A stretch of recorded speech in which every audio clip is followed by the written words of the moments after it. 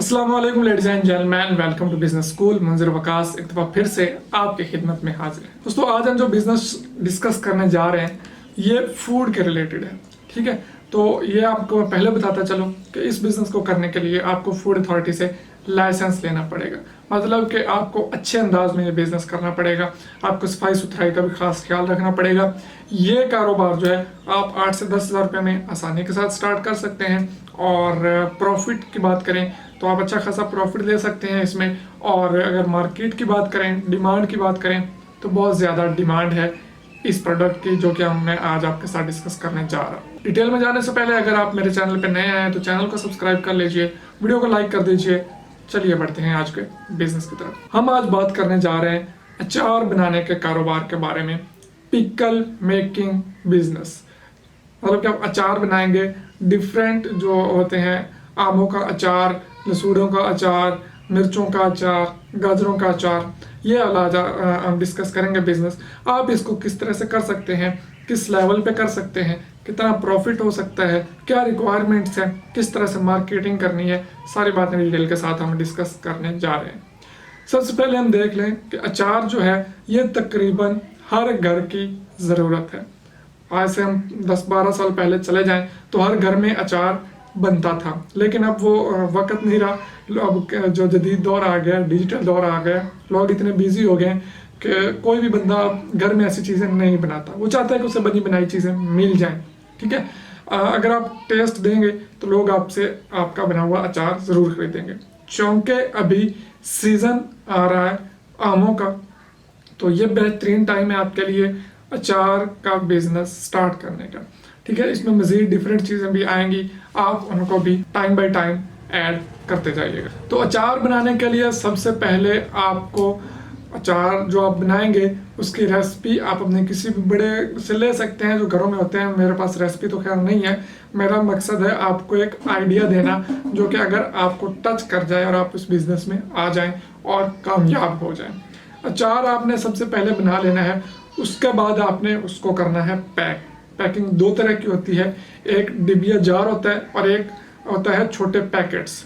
ठीक है, तो पैकेट्स जो है वो ज़्यादा सेल होते हैं, जार कम सेल होते हैं। पैकेट्स जो है आप हर घर जो है, ख़ास तौर पे देहातों को अगर आप टारगेट करें, वो 10 रुपये का या 20 रुपये का पैकेट होता है और आसानी के साथ हर बंदा उसे खरीद लेता है। अगर बात करें हम शहरों की, तो शहरों में ज़्यादा चलता है जार वाला। तो आपको दोनों किस्म का तैयार करना है, उसका एक नाम रखना है, उसको रजिस्टर्ड करवाना है और रजिस्टर्ड करवाने के बाद आपने मतलब कि फूड अथॉरिटी से लाइसेंस लेना है और लाइसेंस लेने के बाद आपने उसको मार्केट में उतारना है। आप जितना अच्छा बेहतरीन जायका रखेंगे उतनी ही आपकी चीज़ सेल होगी।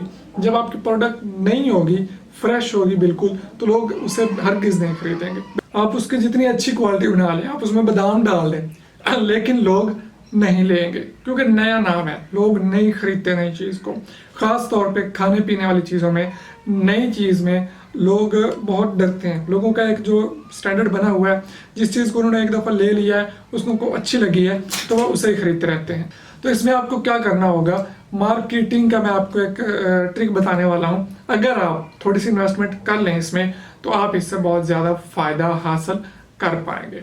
कोई ऐसी प्रोडक्ट ढूंढिए जो कि अचार से रेलेवेंट हो, जिसकी लोगों को ज़रूरत हो, जो लोग खरीदते हो, मतलब कि खाने पीने वाली चीज़ हो, किचन की कोई प्रोडक्ट हो और मशहूर हो, ऑलरेडी उसकी मार्केट बन चुकी हो।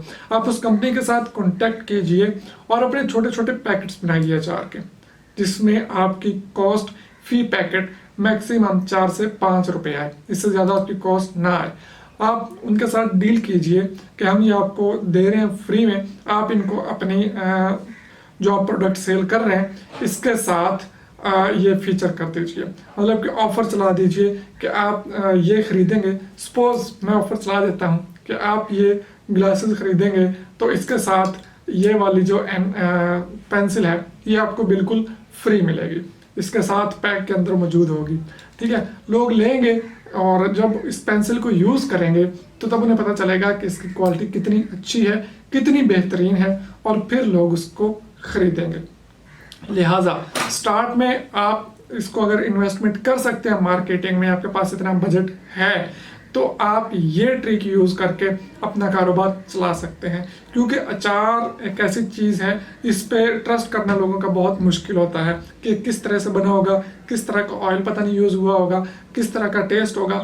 लेकिन अगर आप एक दफ़ा उन तक पहुंचा देंगे, जब सामने घर में चीज़ आ जाती है तो बंदा यूज़ कर ही लेता है, और एक अच्छे ब्रांड के साथ अगर आ जाती है फिर तो बंदा लाजमी यूज़ कर लेता है। तो इस तरह से आप अपने इस ब्रांड को लोगों में इंट्रोड्यूस करवा सकते हैं और उसके बाद इसको सेल कर सकते हैं। और इस नीयत से इस बिज़नेस को शुरू कीजिए कि आप इसको आगे लेके चलेंगे और अपनी एक बड़ी फूड कंपनी बनाएंगे। सिर्फ आप इस नीयत पे मत रहिए कि मैंने सिर्फ अचार ही सेल करना है, डेली का 500, 700, 1000 रुपया कमा के काम खत्म। इस तरह से नहीं होगा। दूसरा तरीका यह है कि मार्केट में बंदों को भेजिए, उनको कमीशन दीजिए, दुकानदार को अच्छा प्रॉफिट दीजिए और अचार जो है या जो भी प्रोडक्ट है मार्केट में सेल कीजिए। अब दुकानदार फिर ज़्यादा से ज़्यादा कोशिश करेगा, सेलमैन ज़्यादा से ज़्यादा कोशिश करेगा कि आपकी प्रोडक्ट रखे, आपकी प्रोडक्ट कस्टमर को बेचे। ये दोनों तरीके मार्केटिंग के भी मैंने बता दिए। बाकी रेसिपी ढूंढ लीजिए, यूट्यूब से ढूंढ लीजिए, या अपने पेरेंट्स से, कोई भी जो आपके घर में ऐसे अफराद हैं आपकी फैमिली में जो एजड हैं, जो कि अचार बनाते रहे, जिनको अचार बनाना आता है, तो उनसे आप रेसिपी ले सकते हैं और अपनी एक रेसिपी पक्की कर लीजिए और उसी पे काम करते रहिए। अगर वीडियो पसंद आई तो लाइक कर दीजिए, बिजनेस को शुरू कीजिए। मुझे दुआ में याद रखिए, इजाज़त दीजिए, अल्लाह हाफिज़।